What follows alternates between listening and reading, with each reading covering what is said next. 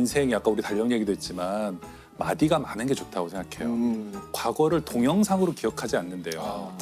네, 우리는 딱딱 어떤 에피소드만 기억하는 거예요. 언제 무슨 일이 있었고 언제 무슨 일이 있었고. 맞아요. 그렇다면 조촐하게 뭔가를 만들고 기념할 만한 걸 하고 선물을 주고 이거는 인생을 풍요롭게 사는 맞아요. 그런 방법인 것 같아요. 맞아요. 그래서 우리가 어릴 때는 시간이 되게 천천히 간다고 생각하고 나이가 들면 시간이 굉장히 빨리 간다고 생각이 들잖아요. 그게 그런 스냅샷의 개수가 줄어들어서 그렇다고 하더라고요. 근데 참 아이러니하네요. 어른이 되면 훨씬 많이 찍는데 스냅샷을.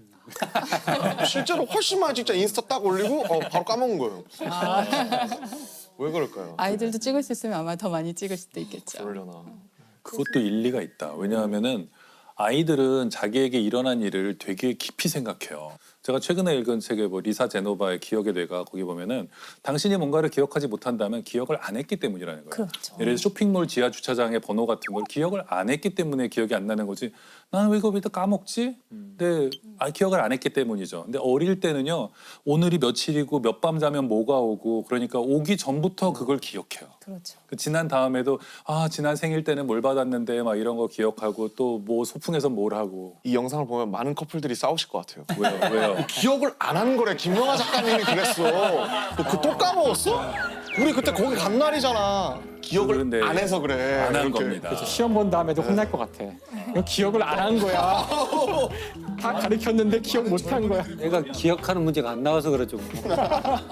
희망적인 얘기를 하나만 더 해준다면 망각도 축복이라잖아요. 그러죠. 우리가 어떤 걸 잊어버리는 것도 축복이야.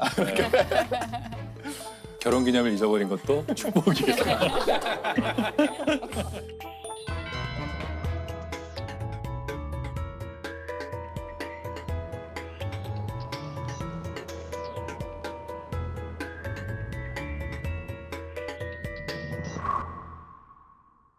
크리스마스가 만든 기적 얘기를 이제 마지막으로 해드리고 싶은데요. 1차 세계대전이 벌어지던 1914년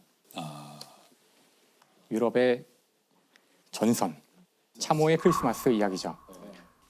전쟁이 시작된 거는 여름이었지만 그 크리스마스 때까지 다 전쟁을 종결시킬 수 있다고 각국이 주장하면서 엄청난 군대를 퍼붓고 그다음에 서로 엄청난 그 포격도 하면서 초반에 많은 사망자가 나와요. 그래서 크리스마스 때까지 불과 몇 개월인데 100만 명의 사망자가 나오거든요. 100만 명의.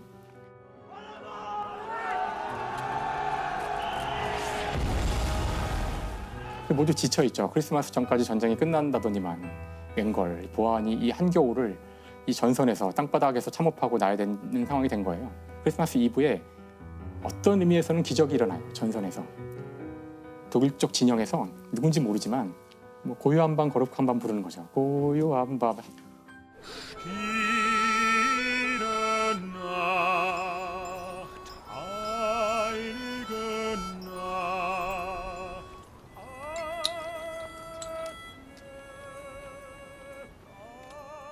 그걸 듣던 영국 군인들이 자기들도 마음이 이제 찡해져가지고 그 노래가 끝나자 이제 이어서 노엘 노엘 하고 노엘 같이 또 노래를 부르는 거예요. Song I've often had.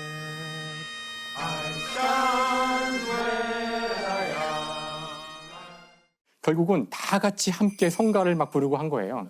그리고서는 병사들이 참호에서 일어나서 서로에게 다가가서 악수를 하고 이야기를 하고 Merry Christmas. Frohe Weihnachten. Frohe Noel.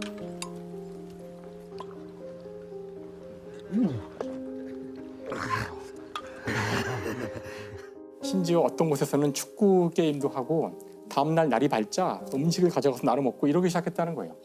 소름이 돋는데요.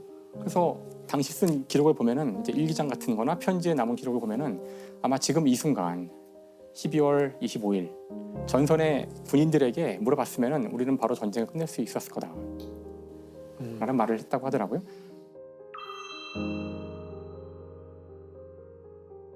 하지만 안타까운 일은 전선에선 이런 일이 벌어지고 있었지만 사령부에서는 이 사실을 듣고서 기절을 합니다. 기절을. 12월 29일 날 독일군 전 부대의 참모부에서 특명이 하달돼요. 적군과 만나거나 이야기를 하는 자는 군법 회의로 최고형을 때리겠다. 즉시 죽인다는 거죠. 즉시 사살. 바로 영국도 바로 명령을 내려요. 그렇겠죠. 그 이후 다시 또 이제 우리가 아는 것처럼 이제 끔찍한 전쟁이 다시 또 이어지게 되거든요. 그 다음에 1915년 크리스마스가 다가오자 사령부에서 특명을 내려요.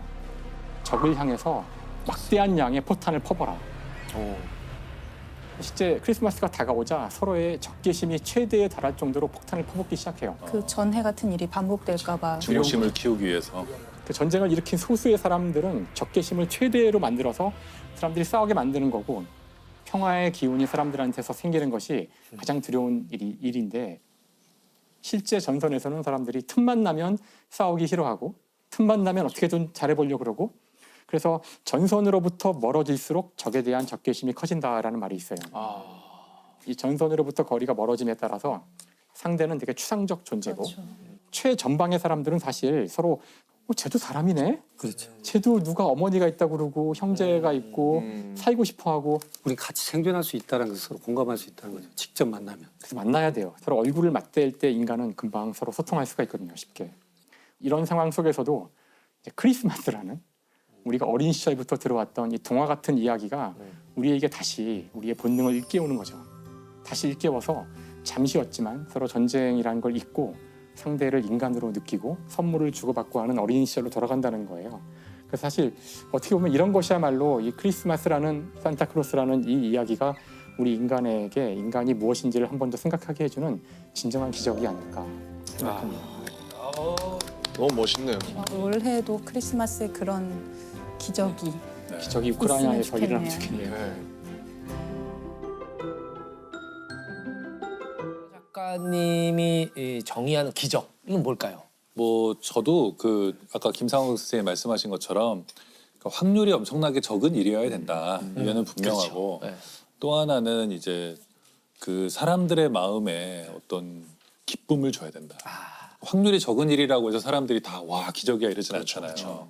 기쁨, 또 인류에 대한 희망, 뭐 이런 것들을 줄 때 우리가 굉장히 기적이라고 기리고 그러잖아요. 그래서 제가 처음에 그 얘기를 딱 들었을 때 드는 생각이 들었던 인물은 그 어니스트 셰클턴이에요.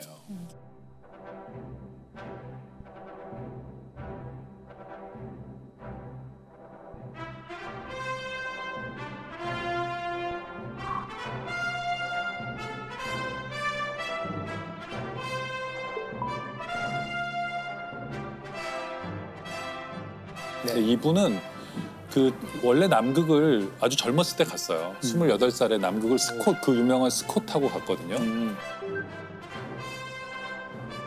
근데 갔는데 실패하고 돌아왔죠.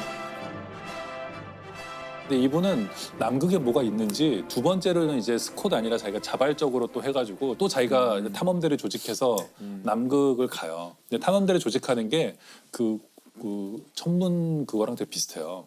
펀딩을 해야 돼요. 사람들이 돈을 막 크라우드 펀딩. 크라우드 펀딩을 해서 막 소액 헌금한 사람도 있고 막 기부도 받고 부자들 만나면서 설득해야 돼요. 돈이 많이 들잖아요. 그런 탐험은 거의 우주선 띄우는 것만큼 돈이 드니까 제안서를 잘 써야 돼요. 잘 써야 되겠죠. 다들 작가들이겠네. 네, 그리고 영업에 좀 이게 다 대가들이에요. 그 탐험을 떠난 사람들 보면은 설득을 먼저 하는 게 우선이거든요. 근데 셰클턴에서 어쨌든 설득을 잘해서 배를 하나 또 타고 갔는데 이번에는 남극에 거의 한 190km 정도 지점까지 남극점까지 가요. 네. 그 정도면 거의 서울에서 한 대전 뭐 좀 그렇죠. 넘어가는 그 정도까지 얼마 안 간 남았네요. 거니까 탐험이라면 거의 다 간 셈이죠.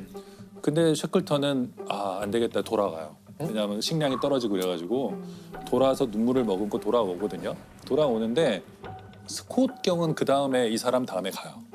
그 스콧 경도 역시 그 남극에서 노렸잖아요. 근데 스콧은 남극에 못 간 줄 아는 분들이 많이 계세요. 스콧은 남극에 가긴 갔어요. 네. 또 스콧이 왜 사람들이 이렇게 비극적이라고 생각하냐면 남극에 갔더니 방금 전에 다녀가신 분이 계신 거예요.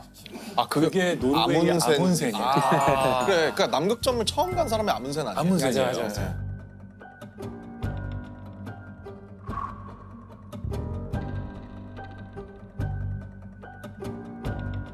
노르웨이한테 지다니 탐험하면 영국인데 그렇게 생각했기 때문에 또 달 탐사를 하듯이 박차를 가해서 우리 셰클턴은 그래서 뭐 이미 아문센이 정복을 했기 때문에 목표를 이제 또 펀딩을 받아야 되니까 또 가야 되니까. 우리는 횡단을 한다 이렇게 얘기했어요. 횡단. 갔다 가서 오는 게 오는 게 아니라 한번 같은 건너버리겠다. 질러서 그냥 횡단을 하겠다. 그리고 원대한 목표를 이제 세웠고 이제 그런 경쟁해야죠. 명분으로 쉐클턴이 또 펀딩을 해서 세 번째로 배를 타고 가요. 이 투자자들의 마음은 어땠을지가 대단히 궁금한데요. 이쯤 되면. 투자자들은 성공할 거라고 생각했죠. 쉐클턴은 벌써 경험이 풍부하고 가서 살아온 사람이 드물기 때문에 저격이라고 생각했을 거예요. 그래서 공고를 냈는데 5천 명 정도가 가겠다 그래요. 이배 네. 같이 타겠다. 그 남극에 가겠다. 근데 그 요리사도 공고문을 필요하고. 뭐라고 썼어요? 쉐클턴이 뭐 별말 안 썼어요. 그냥 남극정 갈 사람? 예, 뭐.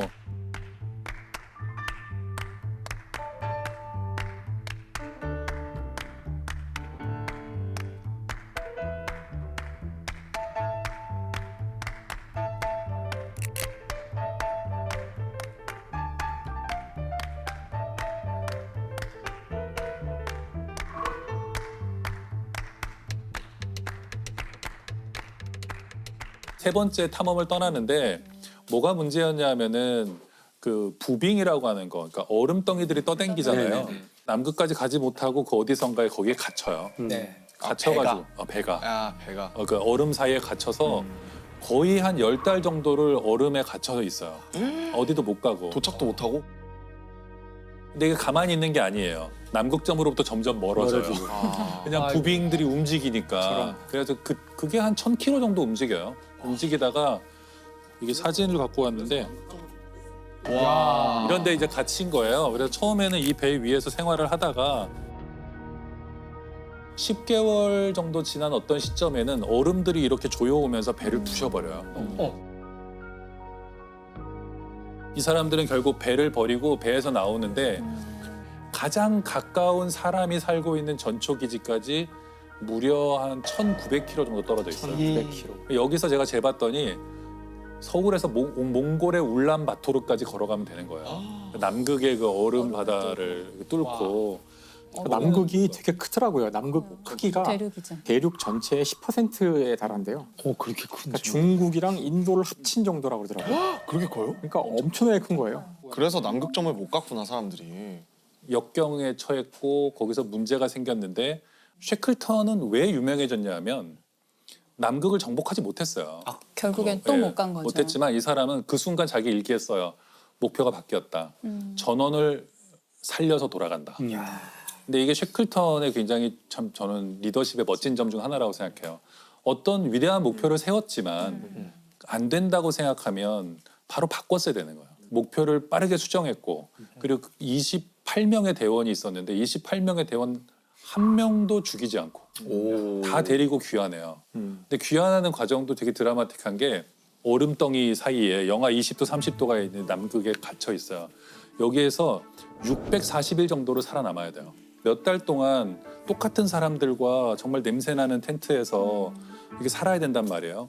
고텍스, 뭐 노페이스 이런 거 없고 민족 없고. 울로 된 옷과 이런 것들 갖고 이제 살아남아야 되는데 그 배에서 탈출할 때 보트가 필요할 거 아니에요. 남극을 가든지 구조를 받아야 되니까. 근데 그냥 보트가 작은 보트예요. 한 6m, 7m 되는 보트 3개를 내리고 이걸 끌고 이동해야 돼요.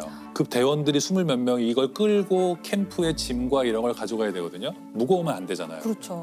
무거우면 사람들이 지치고 화가 나니까 쉐클턴이 가장 먼저 자기가 이제 늘 갖고 다니던 금으로 된 담뱃갑을 이제 버려요. 그 케이스를. 케이스, 담배 금으로 된 케이스. 걸.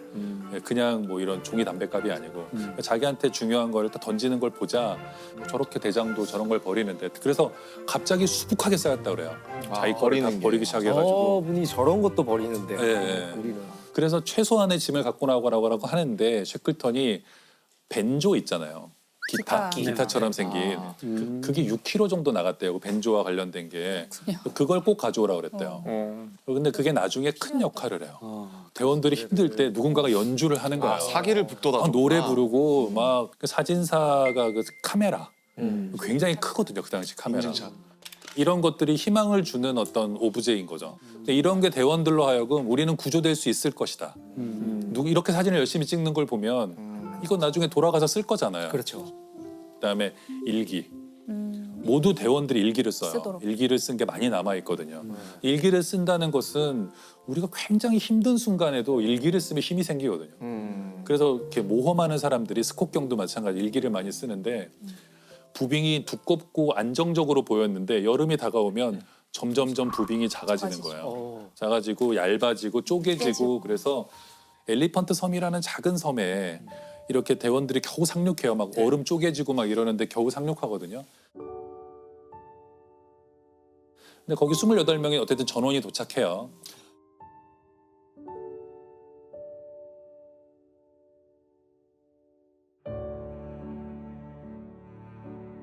물론 자기가 가요. 네. 내가 가겠다 하고 6명의 이제 말하자면 결사대를 뽑죠.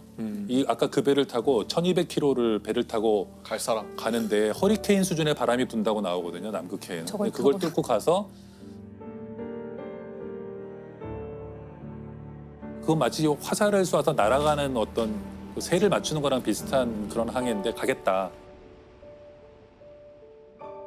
그 6명을 데리고 가서 결국에는 그 사우스 조지아 섬이라는 데 도착해서 배를 끌고 자기를 기다리고 있는 선원들한테 가거든요. 근데 그 선원들이 넉 달, 5달 동안 반드시 돌아올 거라고 믿고 거기를 이탈하지 않아요. 걔네도 배가 2척 있었기 때문에 야, 갈 수도 우리도 가자. 있었는데. 뭐 우리 잊어버린 것 같아. 이럴 수도 있잖아요. 근데 쉐클턴을 기다려요. 그래서 쉐클턴이 돌아와서 이 사람들을 다 구하고 돌아가요.